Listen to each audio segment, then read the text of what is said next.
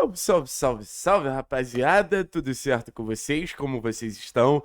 Espero que todos estejam bem. Terça-feira de Brasil e Argentina, mas aqui no canal a gente vai seguir falando sobre Clube Atlético Paranaense. Estou até pensando em trazer uma análise de Brasil e Argentina só para trocar ideia com vocês. Quem sabe a gente não tem aí ao longo do dia para falar um pouquinho sobre o jogo que o Rafinha e o Romário conseguiram botar um fogo danado. Mas eu tô aqui para tentar responder vocês de uma pergunta que eu venho recebendo bastante, principalmente depois da queda do Atlético no Campeonato Paranaense contra a equipe do Maringá, que é basicamente, Thiago, o Atlético caiu para o Maringá de forma vexaminosa, e eu concordo.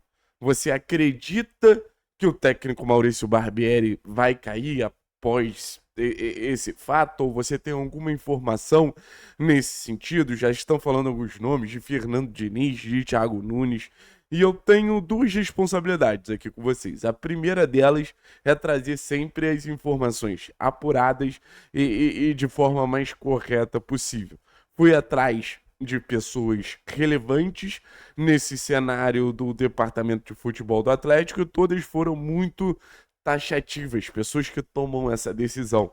Não existe nenhuma verdadeira chance do técnico Maurício Barbieri cair. Ah, mas falam que qualquer risco de chance do Barbieri cair é fake news. Então, no final das contas, isso precisa ficar muito claro.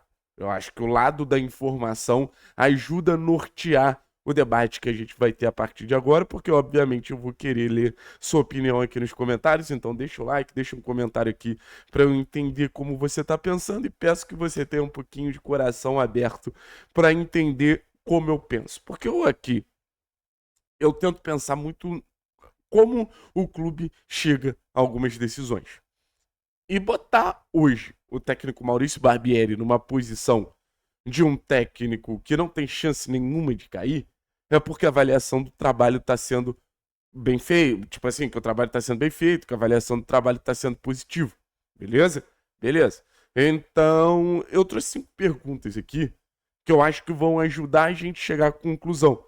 E você pode ter a sua conclusão, eu vou ter a minha conclusão, a outra pessoa que está vendo vai ter outra conclusão, mas a conclusão, se o trabalho realmente ele está acontecendo ou se o trabalho ele está estagnado, ou o trabalho está regredindo, enfim, o mínimo de perspectiva de futuro que a gente vai ter ou não vai ter em relação a esse trabalho, porque eu acho que é o que norteia o desejo de permanência ou o desejo de saída do treinador, seja por parte da diretoria, seja por parte do próprio torcedor.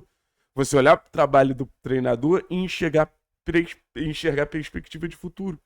Enxergando perspectiva de futuro, às vezes os resultados não estão nem vindo, mas você entende que, pô, com ajuste aqui, com acerto ali, as coisas elas podem mudar de caminho. Eu enxergava muito trabalho do Varini nesse sentido, né? O torcedor que defendia o Varini não era que ele estava satisfeito com os resultados, mas ele entendia que a forma que o time jogava dava pra gente planejar um médio e longo prazo. Eu vou ser bem sincero com vocês. Eu não acredito que o Barbieri vai ter médio e longo prazo no Atlético. E se eu pudesse assinar, não seria o técnico que eu daria esse médio e longo prazo. Mas a partir do momento que você opta pela chegada do treinador, eu acho que o mínimo é o médio e longo prazo. Se a gente ficar trabalhando sempre no curto prazo, no curto prazo, no curto prazo, é um meme que rola muito, né? Que é uma pessoa que desiste de cavar e não chega na fonte do diamante, e a pessoa que insiste até o final e chega no diamante. Se a gente não insiste no longo prazo, a gente nunca vai chegar no melhor momento de um técnico à frente do Atlético. Assim, independente se for o Barbieri, o Varini ou o Guardiola. É muito importante trazer esse ponto aqui também. Mas vamos às perguntas para a gente entender se vale a pena ou não vale a pena insistir no barbierismo. Primeiro de tudo, mudar 40 jogadores de uma temporada para outra é fácil? Porque quando o Barbieri traz esse ponto na coletiva, fica muito no tom de desculpa, né? Você acaba de tomar 3-0 do Maringá e você já traz uma desculpa, o torcedor ele fica um pouco incomodado nesse sentido. Mas a reformulação que o Atlético não fez em nenhum momento das últimas temporadas. Eu tenho certeza que o torcedor do Atlético queria um campeonato de dominância como foi 23, como foi 24. Em 34 jogos foi apenas uma derrota. Mas quando você muda de maneira tão brusca a realidade do seu elenco, tanto em questão qualitativa quanto em questão quantitativa, você está mais propício a errar. Você está mais propício a falhar. E o Atlético falhou. Eu acho que talvez se o técnico Maurício Barbieri tivesse um elenco com uma temporada junto, com uma temporada entendendo falhas, acertos, a gente não teria sido eliminado. Porque é isso, a longevidade ela traz benefícios. Futebol não serve de imediato. Eu acho que quando você, abre mão de líderes como Fernandinho, Thiago Heleno, sabe? Isso tem um preço. Abre mão de jogadores importantes, Canóbio, Coelho, isso tem um preço. Aí você tem a chegada de outros jogadores que têm pouquíssimo tempo de clube. Luiz Fernando com pouco tempo de clube, Léo com pouco tempo de clube, Tobias com pouco tempo de clube, Velasco com pouquíssimo tempo de clube, Raul com pouco tempo de clube. Então isso influencia. Isso influencia. Eu acho que é um peso para esse início de trabalho do técnico Maurício Barbieri. A gente vai para a segunda pergunta. Os problemas que o Atlético tem hoje, eles são possíveis de resolver ou são problemas muito distantes do cenário da resolução? E eu vou ser bem sincero com vocês, essa pergunta eu gosto muito. Porque primeiro a gente tem que entender qual é o grande problema que o Atlético tem hoje. Para mim, é a saída de bola. Para mim, esse processo de transição ofensiva, principalmente quando é pressionado. Não acredito que a gente vai ver um time pressionando a gente tão bem ao longo da temporada quanto o Maringá. Mas em outros contextos, inclusive contra times fraquíssimos, a gente teve muito esse problema na saída de bola, como por exemplo contra o Pouso Alegre. Então, para mim, é o meu grande ponto de cobrança. Que eu acho que partir de dois cenários. Primeiro, optar pelas peças certas. Não adianta você ter um problema na saída de bola, entender que você tem um problema na saída de bola, e não optar, por exemplo, por um João Cruz fazendo esse papel de segundo volante. Ou não optar por um Léo Derek pelo lado esquerdo. São dois jogadores da base que poderiam ser, assim, a grande solução dos seus problemas. O Atlético vai ter, por exemplo, Peralta e Esquivel entrando no time, que eu acho que a partir da qualidade dos jogadores a gente pode ter essa solução acontecendo ao natural.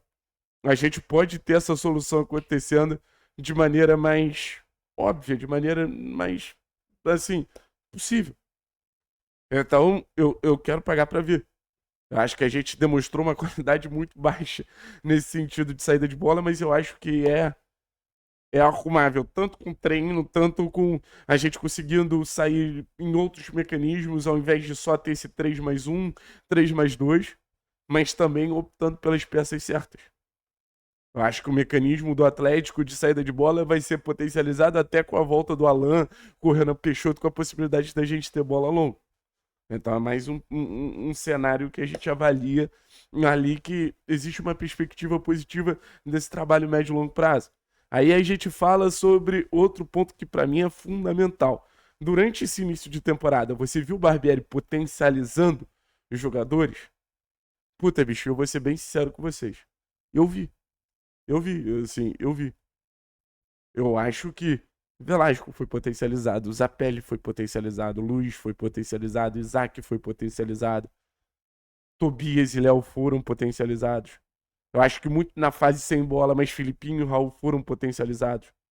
Leozinho, quando entrou, acho que foi potencializado. E ser potencializado pelo treinador não é simplesmente o cara escalar o jogador. A gente fala que esses jogadores eles foram potencializados porque, em muitos momentos, os mecanismos da equipe faziam esses caras se sentirem confortáveis dentro de campo. O Atlético não era um time acomodado, mas era um time que estava muito confortável dentro de campo para você ter fluidez em muitos momentos. Óbvio que, como você fala de um início de trabalho, você não vai jogar bem 100% do tempo. Mas, individualmente, eu vi jogadores sendo potencializados pelo lado coletivo. Isso para mim é muito valioso. Principalmente quando você é um time que tem mais talento coletivo do que qualquer time do Campeonato Paranaense, qualquer time da segunda divisão.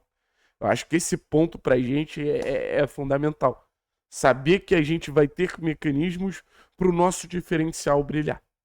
Se a gente fizer Velasco, Zapelli, Luiz, que ficou marcado com esse trio, o próprio Isaac quando entra, os centroavantes, como é o caso do Alan, tentar, por exemplo, sei lá, o Mastriani voltando, um puta, bicho, o individual falando mais alto a partir do coletivo, e eu acho que isso passa 100% pelo treinador, a gente vai chegar longe.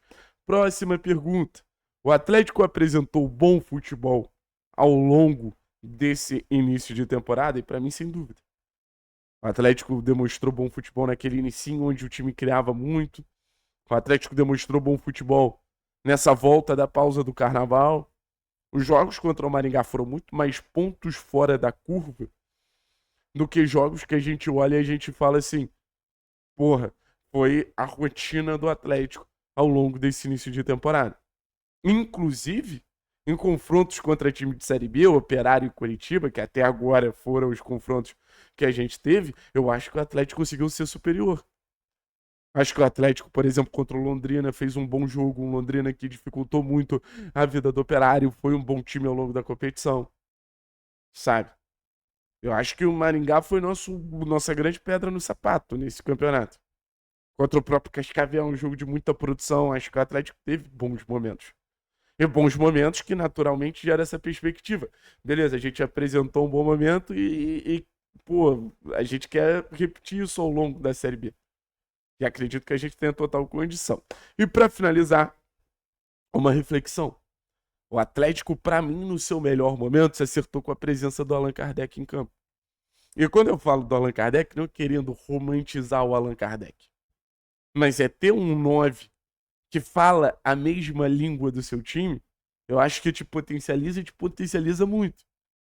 Então, a pergunta que eu faço é, sem a lesão do Allan Kardec, será que o Atlético não conseguiria passar do Maringá por essa alternativa de bola longa, por uma presença ofensiva maior, a partir de um camisa 9 que realmente vem desempenhando? E para mim a resposta é clara. Acho que sim. Acho que sim. Acho que a lesão do Kardec foi muito prejudicial para a situação do trabalho do Barbieri contra o Maringá. Ah, Thiago, mas se a gente começar mal a Série B contra o Paysandu e tudo mais, você não acha que ele balança? Cara, eu espero que não. Eu espero que não. Eu volto a dizer, eu não tô aqui para avaliar se um técnico tem que cair ou não. Isso aqui eu deixo de forma individual, eu tento trazer questionamentos e responder os questionamentos da melhor maneira possível. Mas se o Atlético começa uma Série B oscilando, eu acho que é mais prejudicial, eu acho que precisa ser mais cobrado do que se a gente. Do que o fato da gente ter perdido o campeonato estadual. Começar uma Série B oscilando, pra mim, é ponto de tragédia. A gente precisa subir. A gente precisa se promover para a primeira divisão o mais rápido possível. Então acho que o tom de cobrança tem que ser diferente. Eu só não acho que ficar trocando de treinador de uma forma quase que inconsequente é a solução para muita coisa. Valeu, pessoal. Espero que tenham gostado do vídeo. Vídeo feito com muito carinho. E tentei responder vocês e fazer geral sair daquele senso comum, né? Eu acho que o desafio aqui do canal 3 Pontos é basicamente esse. Tentar sair do senso comum.